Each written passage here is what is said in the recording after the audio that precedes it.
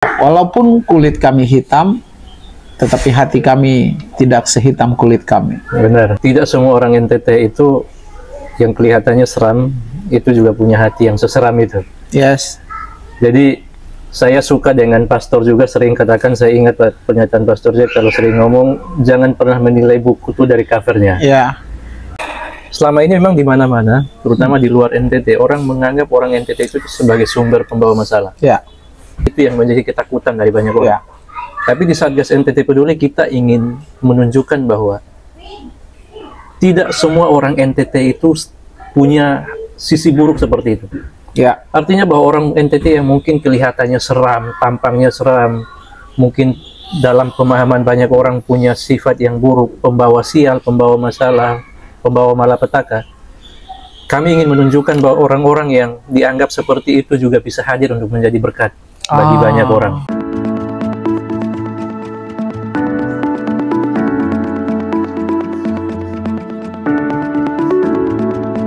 Halo Pak Musa, shalom. Shalom. Selamat sore. Thank you sudah mampir lagi. Puji Tuhan, terima kasih juga sudah mengundang untuk hadir yang kedua kalinya. Kedua kali. Terima kasih. Sharing yang pertama itu sangat luar biasa, memberikan wawasan, edukasi. Berharap bahwa video yang pertama kita tentang Safe Migran itu bisa memberikan edukasi bagi teman-teman kita yang berencana ingin merantau, biar mereka bisa tidak sembarangan di dalam mengambil keputusan ataupun menerima tawaran-tawaran dari orang-orang yang mengajak. Iya, benar. Nah, hari ini saya pengen dengerin soal kegiatan yang Bapak juga menjadi orang yang menggerakkan itu dari awal dan sekarang menjadi ketuanya, yaitu Satgas NTT Peduli. Satgas NTT Peduli yang ada di Kepri. Boleh ceritakan sedikit tentang Satgas itu? By the way, sambil menikmati jagung goreng ini, kita santai saja ngobrolan kita sekarang. Baik, silakan Pak. Ini kayaknya memang buatan sendiri, kayaknya nikmat nih. Yang pasti bukan saya yang buat. Oh gitu. Baik teman-teman, saya mohon izin untuk menyampaikan sedikit tentang apa itu Satgas NTT Peduli. Jadi Satgas NTT Peduli ini adalah sebuah organisasi kemanusiaan yang sebenarnya kehadiran pertamanya itu bukan di Batam, tapi itu diprakarsai oleh seorang tokoh pejuang kemanusiaan juga, saya bilang, karena beliau yang memprakarsai ini di Kalimantan Barat pada waktu itu sekitar tahun 2018 kalau tidak salah. 2018. Ya, di Kalimantan Barat. Oke. Dan Satgas NTT Peduli ini adalah organisasi yang memang dibentuk untuk membantu orang-orang yang membutuhkan pertolongan dan juga menolong orang-orang yang mungkin tidak dipedulikan atau tidak diperhatikan, bahkan juga mengalami ketidakadilan di tengah-tengah masyarakat. Bahkan juga kita juga bergeraknya untuk menolong orang-orang yang ketika misalkan mengalami sakit atau penderitaan itu tidak punya biaya dan juga tidak punya BPJS untuk berobat. Nah, kita juga ada di sana. Jadi memang kita adalah sebuah organisasi kemanusiaan yang hadir untuk memberikan advokasi dan juga perlindungan terhadap korban-korban kekerasan, terutama kekerasan terhadap perempuan dan anak, dan juga mencegah tindak pidana perdagangan orang yang mungkin kemarin kita sudah bahas juga di podcast yang sesi pertama berkaitan dengan Safe Migran, dan itu juga menjadi konsen kita di Satgas NTT Peduli. Kira-kira seperti itu, Pak. Kira-kira seperti itu. Ya. Tadi Bapak menyebutkan tentang Satgas ini membantu mereka yang sakit, yang punya kendala BPJS, dan saya pun tahu bahwa beberapa kali banyak orang yang terbantu oleh Satgas ini. Siap. Dari mana Anda punya uang untuk membiayai organisasi ini? Bukankah semua itu berbicara tentang duit? Bagaimana? Teman-teman, saya sampaikan sekali lagi bahwa kalau itu bisa kami lakukan dan bisa kita lakukan sampai hari ini itu karena kemurahan Tuhan saja. Karena kemurahan Tuhan. Karena memang jujur Pak Pendeta juga tahu sendiri, kita di Satgas ini tidak ada kas. Yes. Tidak ada duit yang entah misalkan sumbangan dari mana-mana atau donatur, tidak ada. Kita berangkat dari apa yang kita punya, dan itu juga yang kita gunakan untuk menolong orang. Dan kunci pertamanya adalah selain itu, memang uang menjadi segalanya. Yes. Kita tahu bahwa di Batam atau di Indonesia, di dunia lah, uang itu menjadi satu-satunya untuk menukar barang dan jasa, kan satu-satunya alat tukar yang sah, yang resmi, yang diakui adalah uang. Itu sebabnya kalau berbicara tentang bagaimana tentang kita bergerak untuk menolong orang, mengobati orang di rumah sakit, berbicara tentang uang. Tapi sebenarnya di Satgas ini kita tidak menjadikan uang sebagai hal yang paling utama. Ya. Yang pertama yang perlu kita miliki adalah milikilah hati yang peduli dulu. Milikilah hati yang peduli. Peduli. Oke. Dasarnya adalah bahwa kami menyadari bahwa kami ada sampai saat ini itu karena anugerah Tuhan. Karena anugerah Tuhan. Jadi yang menjadi moto utama kita adalah bahwa kalau Tuhan saja, Tuhan sudah lebih dulu peduli dengan kita, masakan kita tidak bisa peduli dengan orang-orang sekitar kita. Itu kira-kira yang menjadi dasar kita, Pak Ben. Jadi dalam menolong orang, ketika misalkan kita bawa orang ke rumah sakit, kita tidak pernah tahu uangnya dari mana, tapi ada.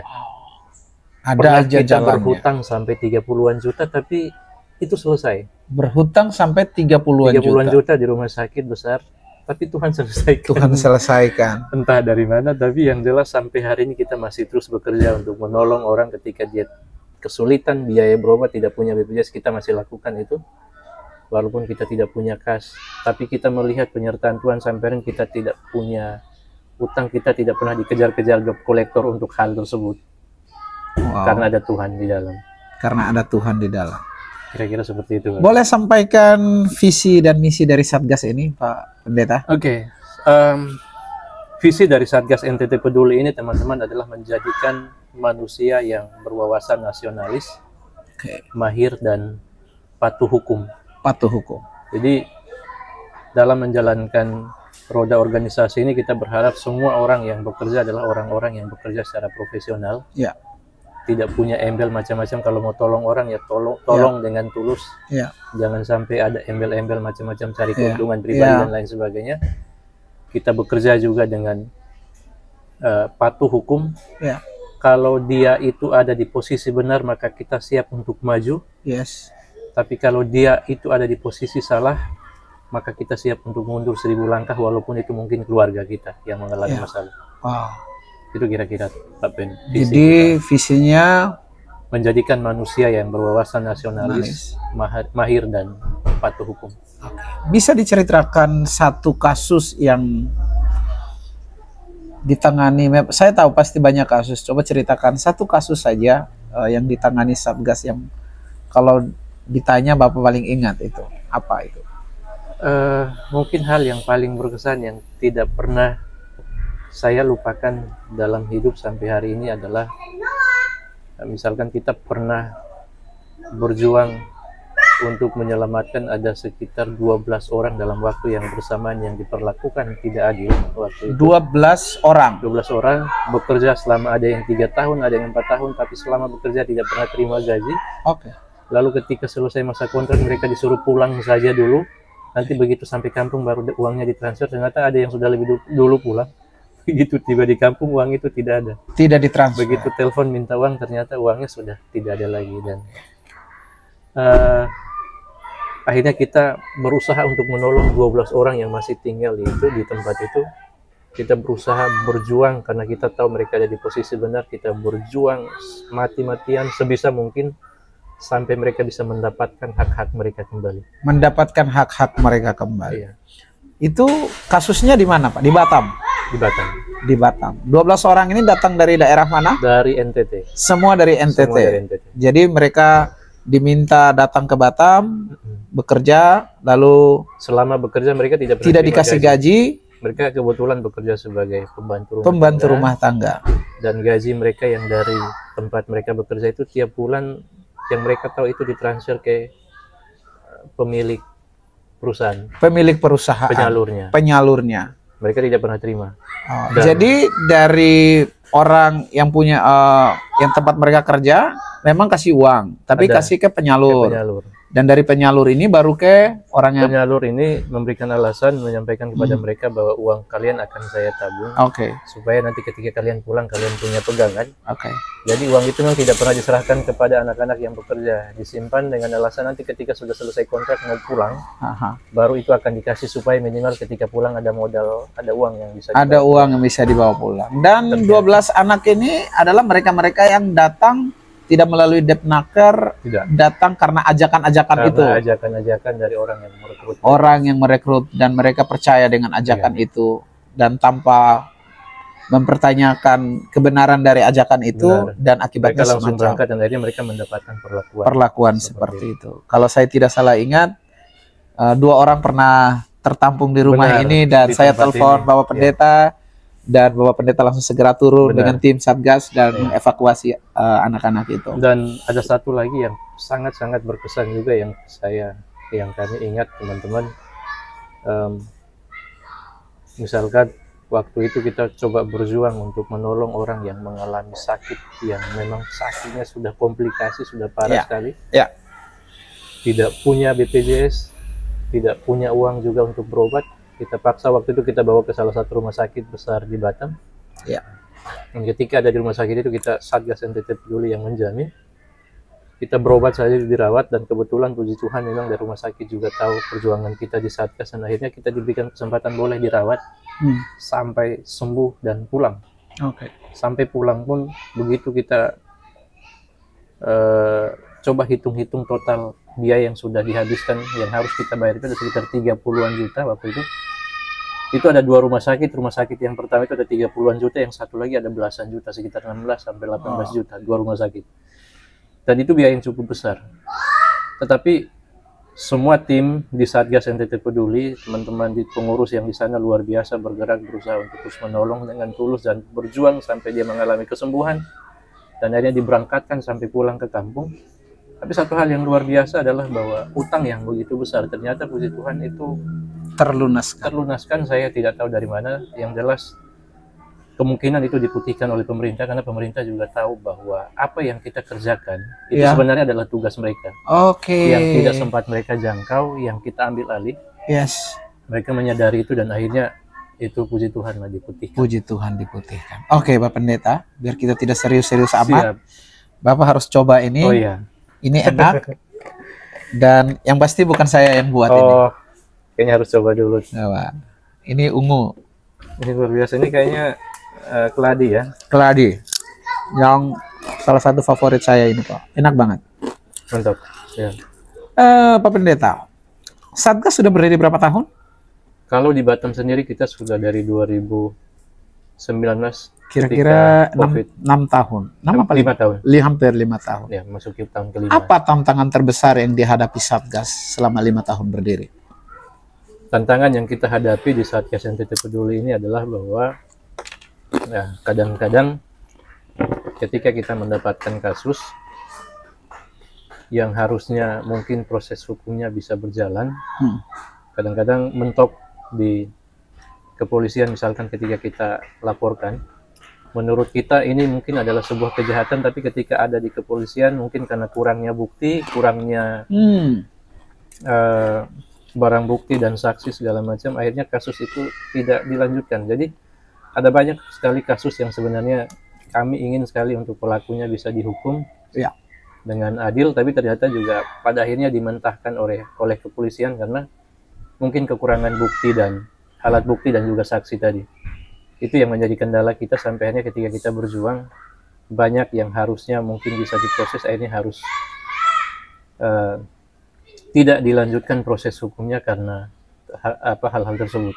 Oke. Lalu kalau dari internal biasanya kadang-kadang yang menjadi halangan terbesar kita adalah bahwa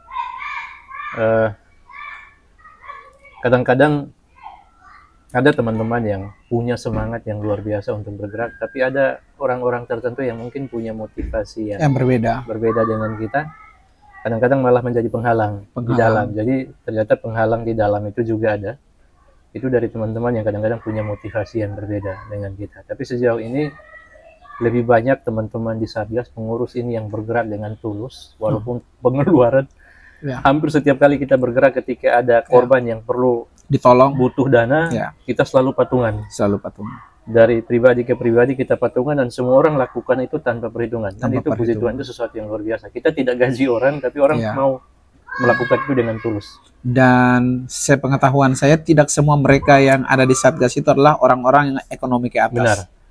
Mereka adalah orang-orang yang bisa dibilang kesulitan ekonomi juga. Tapi dalam kesulitan itu mereka mau memberi. Benar. Itu yang sepengetahuan Bapak, apa yang mendorong orang-orang di Satgas ini mau melakukan itu? Saya yakin bahwa mereka juga akhirnya menyadari, memahami apa yang menjadi moto dan visi dari Satgas NTT Peduli, yaitu bahwa menyadari bahwa karena Kristus sudah terlebih dahulu peduli dengan kita, maka padanya kita juga harus peduli. Rata-rata yang saya tahu mereka menyadari itu, dan akhirnya ketika mereka menolong orang, mereka tidak pernah hitung-hitungan, walaupun mungkin di rumah beras lagi kosong, tapi mereka bersedia lakukan itu. Dan yang luar biasa, Pastor, ketika mereka melakukan itu, banyak di antara mereka yang diangkat Tuhan ke posisi-posisi yang luar biasa ketika mereka aktif. Tadi dulunya mungkin sebelum ada di Satgas, sebelum mereka ikut berjuang melakukan hal-hal ini, mereka orang-orang yang mungkin tidak diperhitungkan, tapi begitu ada mau juga berkorban untuk hal-hal seperti ini, mereka diangkat Tuhan pada posisi pekerjaan yang luar biasa, pelayanan juga luar biasa, banyak hal yang luar biasa yang mereka lakukan. Itu kira-kira. Itu, wow, luar biasa. Nah, ada satu stigma, ini khususnya di Batam ya, orang selalu bilang orang-orang NTT itu preman. Anda sebagai ketua Save Migran, ketua Satgas NTT Peduli Kepri, sebagai seorang pendeta juga, bagaimana Bapak menanggapi stigma ini? Nah, teman-teman, ini yang ada di dalam filosofi pelayanan kita di Satgas NTT Peduli. Banyak orang di luar sana melihat orang NTT itu seperti pokoknya seram. Begitu sudah muncul, oh ini pasti sumber masalah.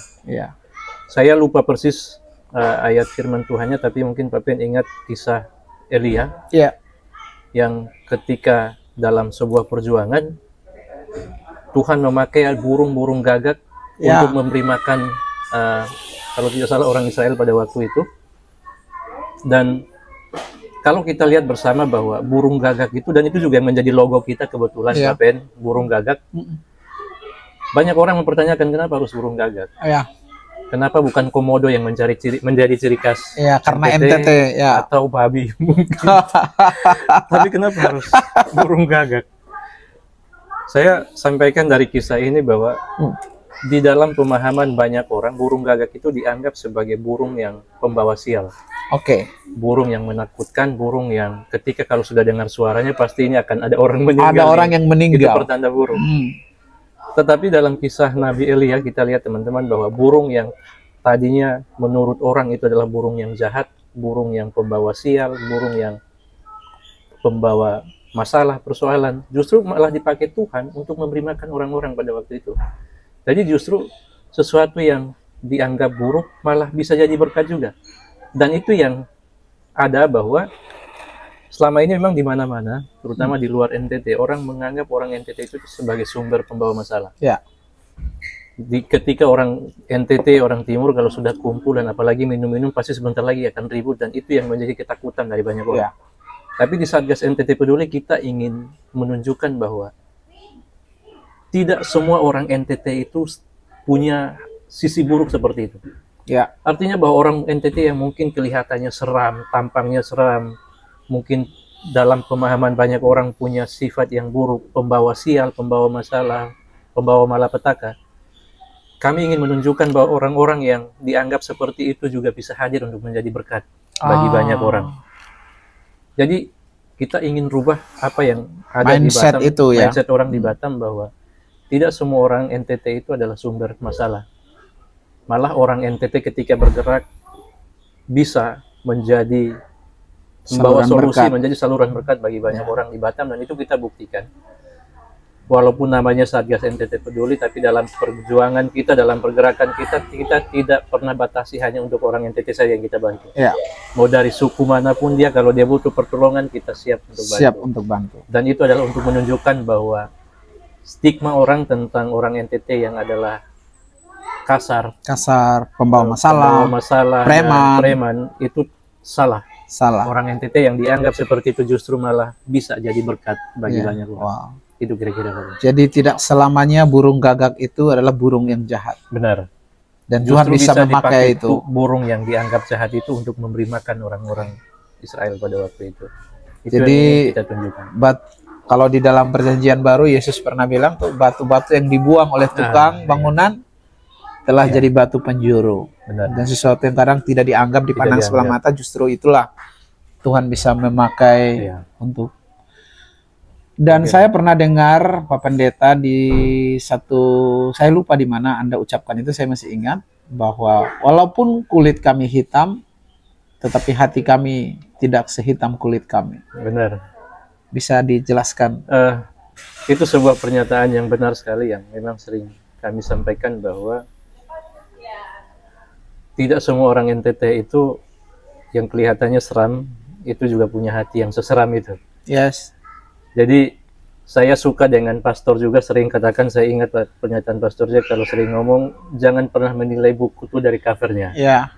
Itu sebabnya teman-teman, kalau teman-teman cuma lihat dari jauh, cuma lihat covernya saja, luarnya saja, mungkin wajar kalau teman-teman bilang dia itu kasar atau dia itu jahat dan lain sebagainya. Mari kenali lebih dekat, maka engkau akan tahu orang yang hitam dan seram itu juga ternyata punya hati yang lembut. Kira-kira seperti itu, Pak Ben. Jadi pada dasarnya jangan pernah menilai buku itu dari covernya. Coba buka dulu, lihat isinya, pahami dulu, baru bisa berikan penilaian. Kira-kira seperti itu, Pak Ben. Iya. Oh, luar biasa. Oke, sebelum kita mengakhiri, siap, Pak Pendeta, pertanyaan saya masih sama seperti waktu di Save Migran. Siap. Apa harapan Anda ke depan tentang Satgas ini? Harapan saya, teman-teman, kebetulan ini juga di penghujung dari periode kami kepengurusan yang saat ini, kita sebentar lagi akan berganti. Saya ingin menyampaikan pesan bahwa saya berharap siapapun nanti yang terpilih untuk melanjutkan perjuangan di Satgas NTT Peduli, yang pertama, teruslah peduli dengan orang-orang di sekitar kita, karena kita punya beberapa tagline yang luar biasa di Satgas itu. Jangan pernah takut untuk berbuat baik, dan jangan pernah menyesal karena berbuat baik. Jangan pernah takut untuk berbuat baik, dan jangan pernah menyesal karena sudah berbuat baik. Sudah berbuat baik. Yang berikut ada sebuah pernyataan yang luar biasa, dan ini saya kutip dari pernyataan seorang pejuang kemanusiaan, Romo Pascal. Beliau selalu katakan bahwa kalau orang jahat itu bisa suka-suka hati berbuat jahat, maka kita pun harus bisa berbuat baik suka-suka. Wow. Kalau orang jahat bisa suka-suka berbuat jahat, maka kita pun harus suka-suka berbuat baik. Wow. Jadi jangan sampai kalah, karena ketika kita kalah ketika kebaikan kalah dengan kejahatan, maka kejahatanlah pasti yang akan berkuasa. Kejahatan lain. Itu sebabnya untuk mengalahkan kejahatan, maka kebenaran itu harus terus diperjuangkan. Saya jadi teringat ada satu khotbah, saya lupa saya dengar di mana. Sebenarnya kenapa ada kegelapan? Kegelapan itu ada karena sebenarnya ada terang. Tapi ketika ada orang yang membakar terang, membawa lilin, kita tidak perlu mengusir kegelapan. Dengan sendirinya kegelapan akan pergi. Kegelapan itu akan pergi karena ada terang itu. Karena ada terang. Tapi ketika tidak ada terang, maka dengan sendirinya kegelapan akan. Siap, luar biasa.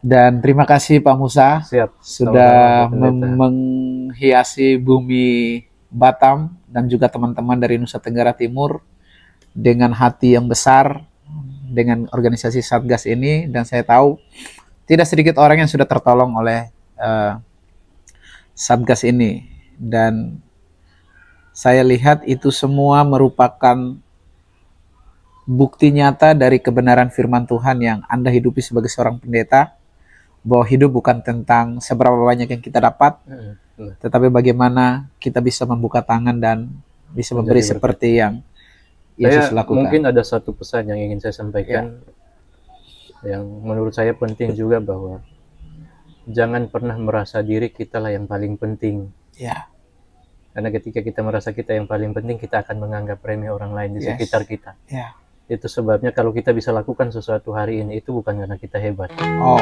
Yang pertama itu karena Tuhan. Dan yang kedua karena ada orang-orang luar biasa yang ada Tuhan di sekitar kita. amin. Itu sebabnya jangan pernah menganggap orang lain kecil lalu kita menganggap diri kita hebat sendiri. Jadi saya ingin menyampaikan bahwa kalau sampai hari ini kita bisa lakukan itu di Satgas NTT Peduli, itu bukan karena sayanya, bukan karena siapanya atau pengurus yang lain. Itu semua karena Tuhan, dan itu semua karena kita menyadari bahwa kita bukan siapa-siapa. Kita bukan siapa-siapa. Hanya Tuhanlah yang memberikan kemampuan untuk kita bisa lakukan itu. Jadi memang pada akhirnya ya, dari segala yang kita lakukan, satu-satunya tujuan utama kita adalah kita ingin supaya Tuhan dimuliakan. Kira-kira seperti itu Pak Ben. Karena kita ini debu dan tanah yang tidak layak untuk mendapatkan pujian atau reward apapun. Hanya Tuhan yang layak untuk Hanya mendapatkan Tuhan yang segala. layak mendapatkan segala pujian. Kira-kira seperti Oke, Pak Pen, terima kasih Sama-sama, sudah Pak join. Pendeta. Terima Dan kasih. berharap ya. tidak bosan-bosan untuk ada di podcast ini, menghiasi layar kaca teman-teman dengan kisah, pengalaman, cerita yang menarik. Sampai ketemu Siap. lagi, Pak. Sampai jumpa, Tuhan berkati. Tuhan memberkati. Shalom. Shalom.